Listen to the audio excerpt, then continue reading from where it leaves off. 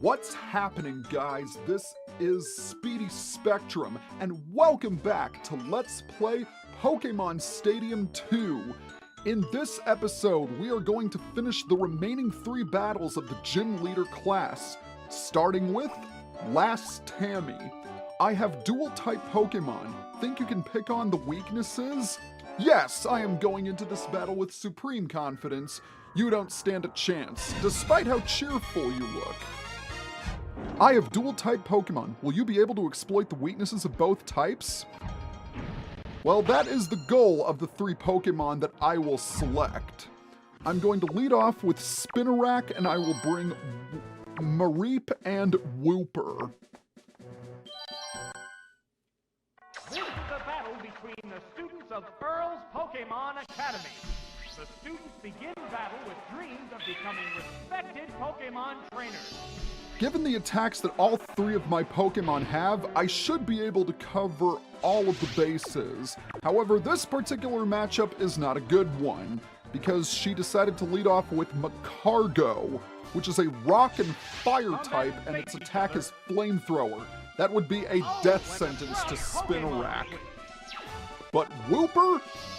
Not so much. Magcargo is quad weak to water, excuse me. So this should be an easy matchup.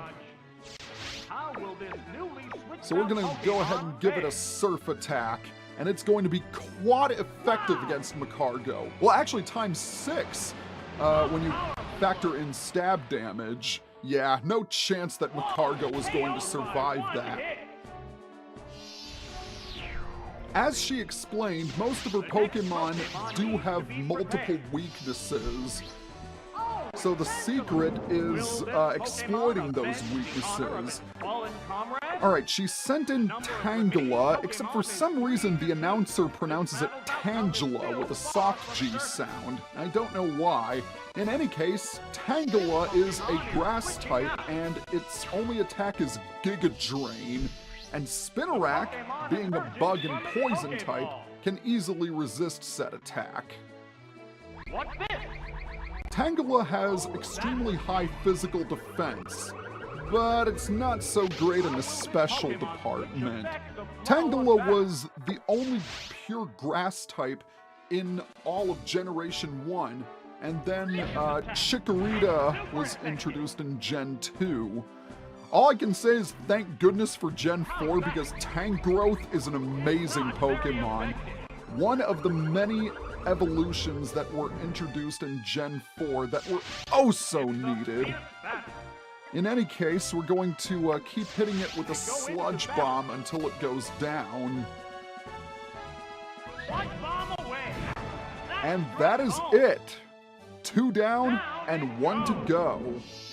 I apologize if my commentary was not good in the previous episode. It was late at night and I was feeling a bit tired. So hopefully this episode's commentary is going to be a little bit better. One can hope.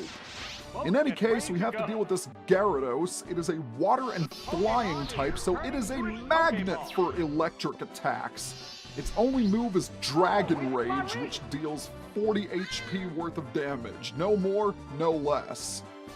We sort of had a battle that incorporated Dragon Rage in the trainer class. Somewhat, because our opponent kept boosting their defenses. Or was it the Amnesia opponent? I don't know. I just want to get out of the academy so I can battle for real in the stadium. What'll it do? That did little damage. So let's see Mareep unleash a mighty thunderbolt, and a little lost sheep will take out a gigantic watery sea serpent. Oh, really? It survived? I am impressed. Maybe Mareep's special attack wasn't as good as I thought it would be. No matter, I know that Gyarados can't KO Mareep, because there's no way an attack like Dragon Rage can get a critical hit, since it always deals a set number of damage. And that is it for Gyarados. Probably the only time you'll ever see a Mareep take down a Gyarados. So that is battle number 3, all taken care of. What do you have to say for yourself? You're joking! Tammy can't lose. Maybe, but the joke's on you, my friend. Oh, when there are 2 types, you end up with more weak points. Yeah, that's usually how it works. Now we're going to move on to battle number 4 against Youngster Dustin. I use only Fly and Dig. I won't use anything else. Can you overcome them?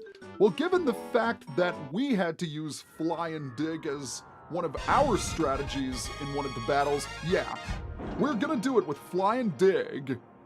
He certainly seems excited, so let's turn that excitement into disappointment.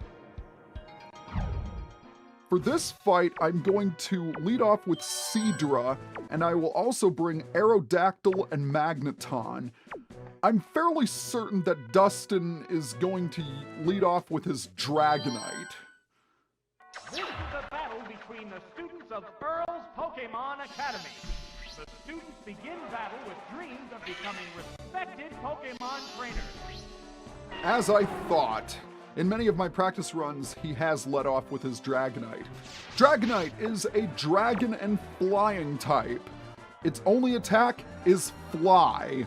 As he said in his in-game dialogue, the only attacks he uses are Fly and Dig, which are 2-stage attacks. Seadra has Twister, which is super effective against Dragonite, but the problem is that it's incredibly weak. However, one of the special abilities of Twister is that it's one of the attacks that can hit an opponent while it's up in the air. And I believe it does deal extra damage. I can't confirm that for sure. I'll pull it up on screen if I am correct. In the meantime, we're gonna go ahead and keep using Twister until we've downed that Dragonite.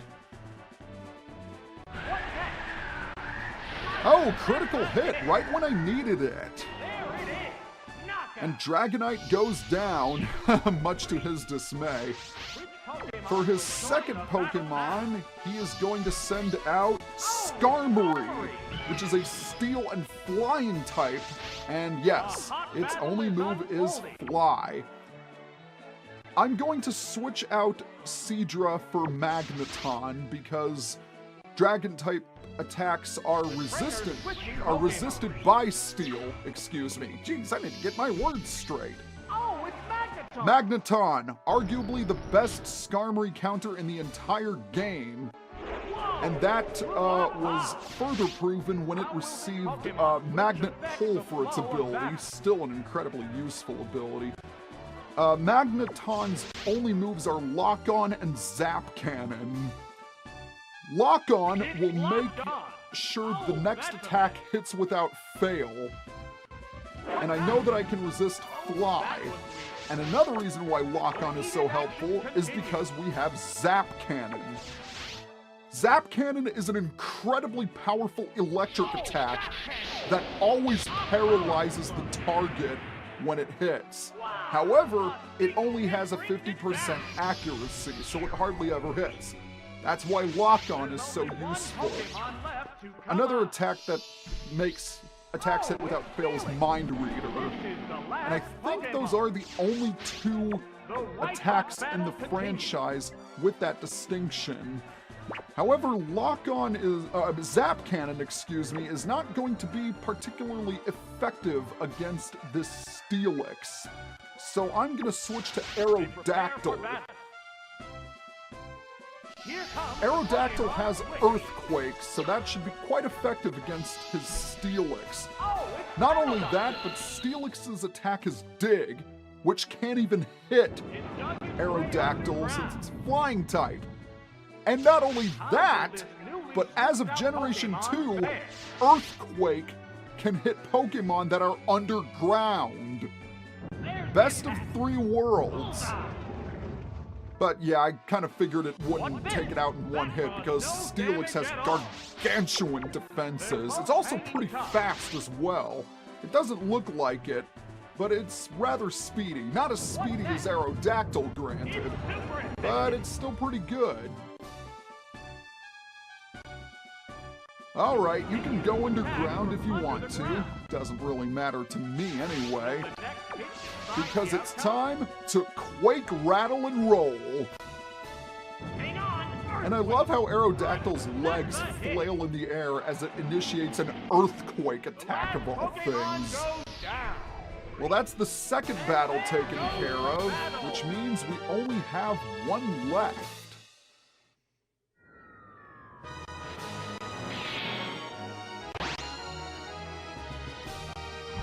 I got beaten. I guess I was a little too complacent. Well, that tends to happen if you only use one move. Moves that hit while I'm using Fly and Dig. I never knew. No one ever told me about them. And I guess you weren't paying attention in class that day. Now for the last fight against Schoolboy Nolan. Not only do my Pokemon have high special defense stats, but they also know Light Screen. Well, this should be rather interesting, I think. Oh, coming at me with Psychic-type Pokemon? I've prepared for that. Indeed, many of our Pokemon are of the Psychic type. However, we'll have a way to subvert that weakness. I'm gonna lead off with Mr. Mime. I'll bring Staryu, and we're gonna finish off with Jynx. This is a battle between the students of Earl's Pokémon Academy. The students begin battle with dreams of becoming respected Pokémon trainers. Alright, so he sent out his Leddyba, which has Light Screen, Thunder Punch, and Toxic. This battle will introduce us to the concept of Pseudo-passing. First, we're going to set up Light Screen. Both of us are, actually. You see, every Pokemon in Nolan's roster has special moves. They have Toxic and Light Screen, which are really irritating to deal with. Light Screen cuts the strength of special attacks in half, which makes them pretty much moot in this fight. However, the three Pokemon I have selected use physical attacks instead. In the case of Leddyba, its physical defense is garbage. That can really describe Leddyba as a Pokemon. So my strategy with this battle is to set up Light Screen, so then switching soon after, so the next Pokemon is protected. But the only reason I haven't switched is because Leddyba is so weak.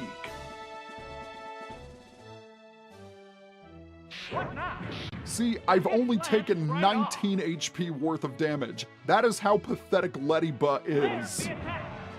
However, I might end up switching my Pokemon because of Toxic.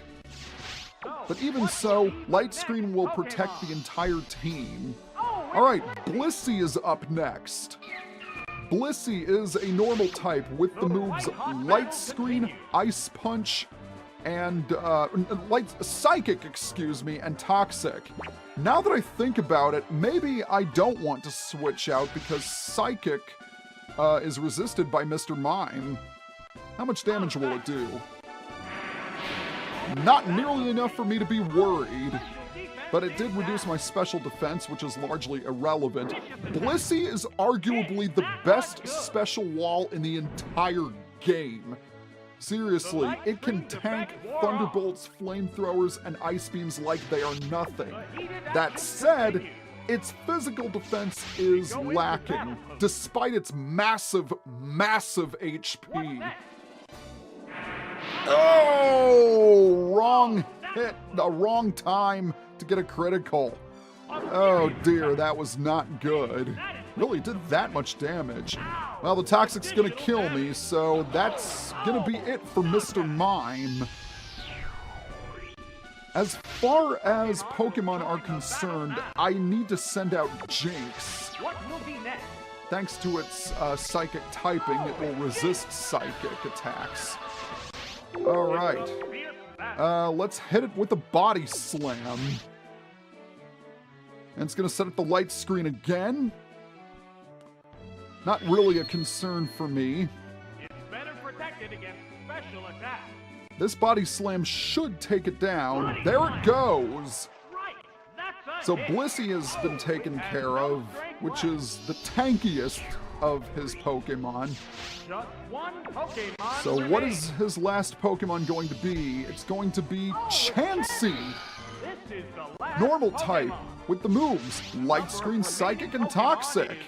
Once again, leading, using a pre-evolved form of a Pokemon after its evolutionary stage. I don't understand that, and I will never understand that. Chansey's, oh, paralysis! Awesome! Just what I needed. Jynx is pretty fast, but Chansey is also quite quick, even though it doesn't look it. One more body slam should do the trick. Now one more. And there it goes. I love Chansey's. Ay, ay, ay, ay. I love his reaction. That is priceless. Well done, Jynx. Well done. So as it turns out, I didn't use the strategy I was originally planning to use.